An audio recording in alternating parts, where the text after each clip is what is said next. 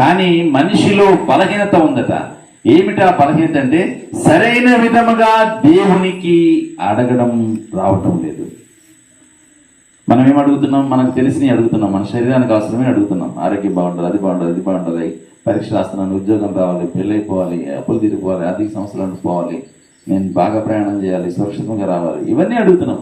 కానీ దేవుడు అంటున్నాడు, ఆయన వచ్చి చూసినప్పుడు నీ ప్రార్థన, నువ్వు కళ్ళు మూసుకొని అలా చేస్తూ ఉన్నప్పుడు నీకు యుక్తముగా సరైన విధముగా ప్రార్థన చేయడం రావటము లేదు. అది చూసి, ఆ బలహీనతను చూసి ఆయన వచ్చి ఆయన నీకు సహాయము చేస్తున్నాడట. నీలోనికి వచ్చి నీకు సహాయము చేస్తున్నాడు. నీ ప్రార్థన వింటున్న దేవుడే నీ లోపలికి వచ్చి నీవు సరిగా ప్రార్థన చేయడం నేర్పడానికి ఆయన సిద్ధంగా ఉన్నాడు. హల్లెలూయా.